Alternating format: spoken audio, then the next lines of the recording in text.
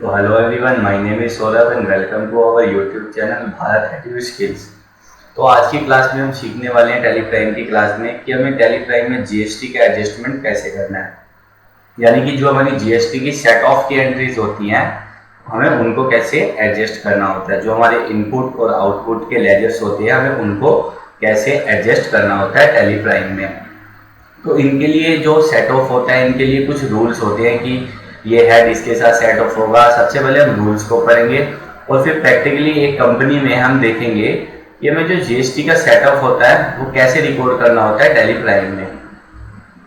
तो हम सबसे पहले देख लेते हैं कि इनके जो रूल्स होते हैं वो रूल्स क्या होते हैं, कि हमें सेट ऑफ से पहले पता होना चाहिए कि क्या रूल्स होते हैं, उसके बाद ही हम जो है सेट ऑफ करेंगे।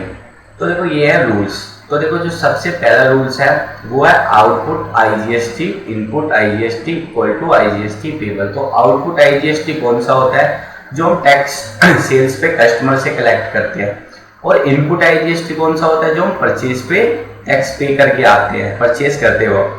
तो इसका हमें जो है वो इनपुट मिल जाता है। तो output IGST minus input IGST, तो जो हमारा आउटपुट का आईजीएसटी है हम लेस करवा देते हैं इनपुट आईजीएसटी को, और जो बचता है हम उसे आईजीएसटी के हेड में पे करवा देते हैं। सेकंड कंडीशन क्या होती है, output IGST minus input IGST equal to input IGST.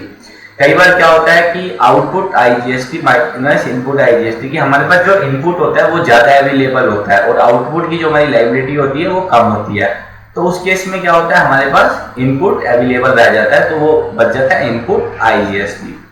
तो इसके भी दो केस होते हैं बेसिकली। एक होता है equal divided to output CGST और आउटपुट एसजीएसटी। तो कई बार क्या होता है कि हमारे पास इनपुट आईजीएसटी में अवेलेबल होता है और जो हमारे पास आउटपुट होता है वो सीजीएसटी और एसजीएसटी में अवेलेबल होता है।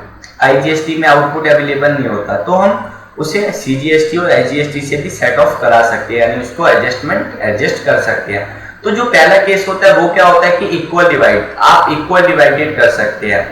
जैसे मान लो आपके पास आउटपुट सीजीएसटी और आउटपुट एसजीएसटी में 250 रुपए का बैलेंस सीजीएसटी में और 250 रुपए का बैलेंस एसजीएसटी में, यानी टोटल जो आपकी लायबिलिटी है वो 500 रुपए की है।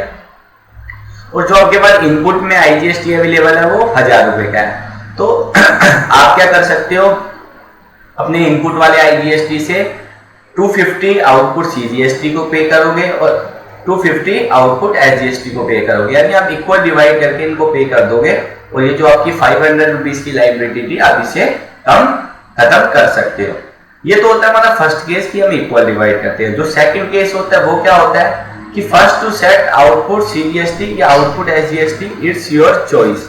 तो मतलब क्या होता है कि आप एक ही केस से आप इनपुट आईजीएसटी से या तो इक्वली सीजीएसटी से उसे एडजस्ट करवा लो या तो आप उसे आउटपुट एसजीएसटी से एडजस्ट करा लो। जैसे पहले केस में क्या था कि हमने इसे इक्वल डिवाइड करा था, लेकिन सेकंड केस में ऐसा नहीं होता। सेकंड केस में आप किसी भी एक के साथ या सीजीएसटी के साथ उसे सेट ऑफ करा सकते हो या एसजीएसटी के साथ आप उसे सेट ऑफ करा सकते हो। लेकिन और जो फिर अगला केस होता है वो होता है output CGST minus input CGST. जो आपके पास आउटपुट में सीजीएसटी अवेलेबल होता है और उसको आप लेस करा सकते हो इनपुट सीजीएसटी से, तो जो आपका बचता है वो सीजीएसटी पेबल बच जाता है। फिर सेकंड केस में वही input CGST minus output IGST. अगर आपके पास इनपुट में सीजीएसटी अवेलेबल है तो आप उसको आउटपुट आईजीएसटी से भी एडजस्ट करा सकते हो। फिर है जी output SGST minus input SGST. तो मतलब आप एसजीएसटी के आउटपुट को इनपुट के एसजीएसटी से एडजस्ट करवा के तो जो आपका अमाउंट बनेगा वो आपका एसजीएसटी पेबल बचेगा। Input SGST minus output IGST, तो मतलब अगर आपके पास इनपुट में एसजीएसटी अवेलेबल है तो आप उसको आईजीएसटी के साथ भी सेट ऑफ करा सकते हो।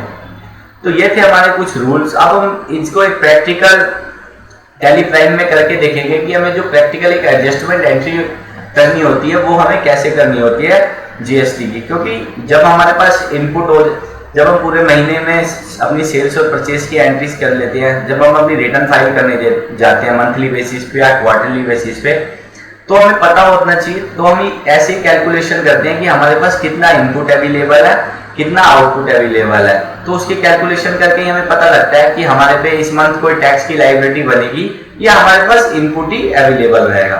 तो ये समझने के लिए हम एक बार टैली प्राइम पे चलते हैं। तो मैंने कंपनी ओपन कर रखी है इंडिया इलेक्ट्रॉनिक। हम सबसे पहले, मैंने इसमें जीएसटी की एंट्रीज पास कर रखी है 1 मंथ की, तो हम सबसे पहले एक बार जीएसटी की रिपोर्ट्स को ओपन कर लेते हैं, जीएसटी हर मंथ। तो देखो मैंने 1 अप्रैल से 30 अप्रैल की एंट्रीज खोल ली, तो मेरा कोई भी मिसमैच नहीं है। सबसे पहले आपको ध्यान रखना है कि रिटर्न फाइल करने से पहले आपको कोई भी मिसमैच नहीं होना चाहिए। अगर आपका कोई मिसमैच है तो आपको पहले उसको ठीक कर लेना है। फिर ये बता रहा है कि आपकी B2B में कितनी सप्लाई हुई, B2C में कितनी सप्लाई हुई, मतलब पूरा ये एक तरीके की मेरी लायबिलिटी कि मेरे पास IGST में कितना टैक्स की लायबिलिटी बनी, CGST में कितनी बनी, SGST में कितनी बनी। फिर B2C स्मॉल इनवॉइसेस में, मतलब B2C में मेरी कितनी लायबिलिटी बनी, ये वो दिखा रहा है आपको। एक बार हम 3B को देख लेते हैं। तो 3B में क्या होता है जी, 3B में हमारी सेल्स और परचेज की समरी अमाउंट दिखाता है। तो देखो ये आउटवर्ड सप्लाई यहाँ पे हमारा दिखाता है, जो GSTR 1 में हमारी लायबिलिटी दिखा रहा था वो यहाँ पे दिखाता है, और नीचे सबसे दिखाता है कि जहाँ पे आ रहा है एलिजिबल ITC, मतलब जो हम परचेज पे टैक्स पे करके आए हैं वो हमारे पे ITC कितना अवेलेबल है। तो हमें एक बार पहले यहाँ चेक कर लेना है। फिर सेकंड हमें एक बार बैलेंस शीट पे आना है। बैलेंस शीट के बाद ऑल्ट F1 करना है डिटेल के लिए। फिर हमें पीरियड सिलेक्ट कर लेना है 1/4 से जैसे 30। तो ये ड्यूटीज एंड टैक्सेस ग्रुप होता है। तो यहाँ पे लिखा हुआ है 42670, यानी ये हमारी टैक्स की लायबिलिटी बन रही है, ये हमें गवर्नमेंट को पे कराना है। तो जहाँ जो भी अमाउंट ड्यूटीज एंड टैक्सेस में अगर लिखा होता है वो अगर बिना माइनस के साइन के लिखा है तो मतलब वो हमारी लायबिलिटी है, वो हमें गवर्नमेंट को पे कराना है। और अगर इसके आगे माइनस का साइन लगा हुआ है तो मतलब हमारे पास आउटपुट की लायबिलिटी कम है और हमारे पास इनपुट ज्यादा अवेलेबल है। तो एक बार हम इसे ओपन कर लेते हैं।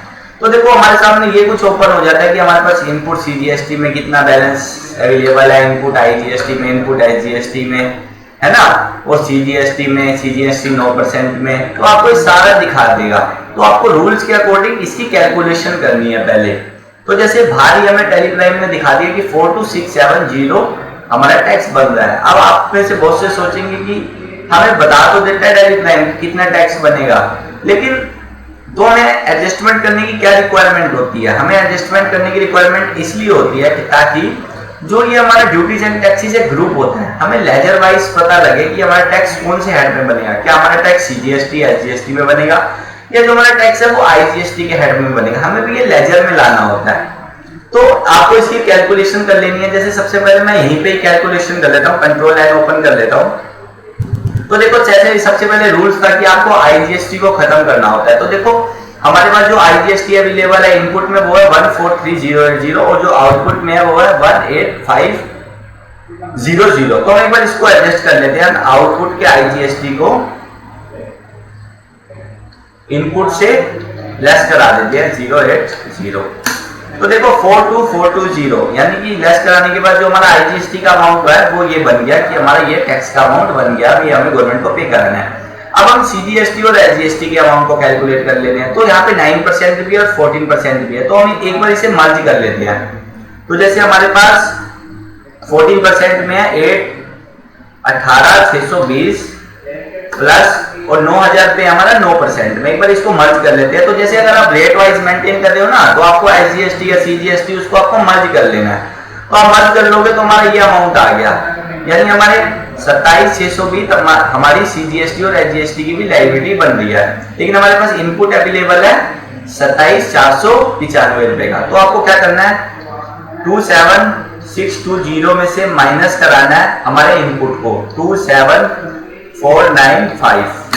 तो देखो 125 आ गया, यानी कि अब हमारा जो CGST और यानी SGST का पेबल बना वो बना 125 125 रुपए, और जो IGST का पेबल बना वो कितना बना 420 42,420। तो अब हम इनसे देख लेते हैं कि हमें यहाँ इसकी एडजस्टमेंट कैसे पास करनी है। तो आपको एडजस्टमेंट पास करने के लिए सबसे पहले तो इन अमाउंट्स को नोट डाउन कर लेना है, और एक बार पहले खुद कैलकुलेशन करनी है, फिर इसके बाद आपको एंट्रीज पोस्ट करनी है। तो आपको एक बार एस्केप से बाहर आ जाना है, देन आपको वाउचर्स में आना है, और कोई भी टैक्स की एडजस्टमेंट करने के लिए हमें एडजस्टमेंट कोई भी एंट्री पास करने के लिए हमें जनरल वाउचर में आने वाले। तो हम एक बार डेट चेंज कर लेते हैं। जैसे हम डेट डाल लेते हैं 1 मई की डेट हम ले लेते हैं, और जैसे अब हम डेबिट, तो देखो वैसे जो होता है आउटपुट हमेशा क्रेडिट होती है और इनपुट डेबिट, लेकिन जब हम एडजस्टमेंट करते हैं तो ये रिवर्स हो जाता है। तो जितने भी हमारे आउटपुट के लेजर्स हैं उनको हम क्या कर देना है, डेबिट कर देना है। तो इसका यहाँ पे करंट हमें अमाउंट डालना है 185,500। तो ये जीरो होने जरूरी है। डेबिट आउटपुट CGST, फिर डेबिट आउटपुट HGST, फिर डेबिट करना है आपको जितने भी आपके आउटपुट के टैक्सेस हैं आपको सबको डेबिट कर लेना है। सॉरी, यहाँ पे जो 9% में बैलेंस है वो 9,000 रुपीज है। 18,600। फिर आपका जो है आपको क्या करना है, आउटपुट HGST 9%, फिर आपको आउटपुट HGST 9%। तो देखो सारे हमारे जो आउटपुट है वो डेबिट हो चुके हैं। अब हमें करना है क्रेडिट, इनपुट करना है हमें सारे क्रेडिट। तो यहाँ पे देखो ये इनपुट का ये बैलेंस ले रहा है, जबकि ये बैलेंस बिल्कुल गलत है। जो हमारा इनपुट का रियल बैलेंस था वो कुछ और है। तो हमें सही बैलेंस करने के लिए यहीं पे ऑल्ट सी प्रेस करना होता है। या बैलेंस शीट से भी अमाउंट को देख सकते हो। 240,740 माइनस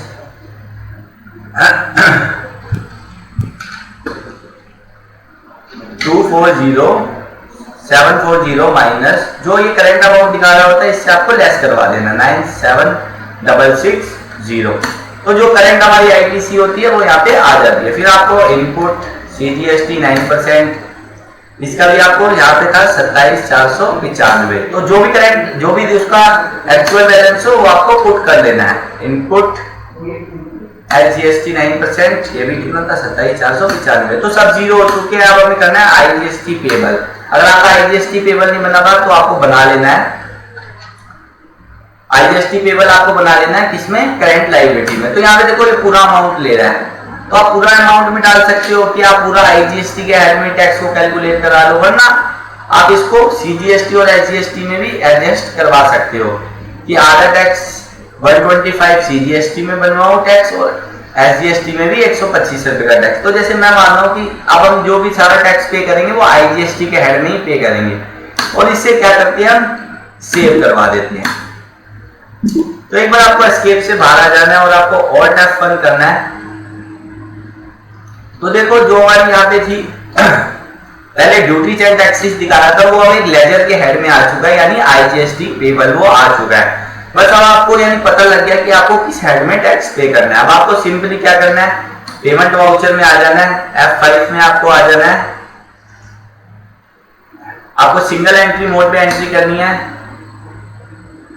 कोई अगर रेफरेंस या इनवॉइस नंबर है तो आपको डाल देना है। अकाउंट्स, जैसे मेरे पास कोई SBI का अकाउंट है, आपका जो भी बैंक का अभी वो नेगेटिव ले रहा है यानी उसमें बैलेंस नहीं है, तो कोई बात नहीं, आपको अपने रियल बैंक अकाउंट से पेमेंट करनी है। मैं ओनली आपको करके बता रहा हूँ। और आपको IGST पेबल ले लेना है। तो जो इसका अमाउंट था 42,670 और आपको इसको सिंपली पे करवा देना है। आपको सिंपली इसको पे करा देना है और आपको इसकी एंट्री को पास कर लेना है।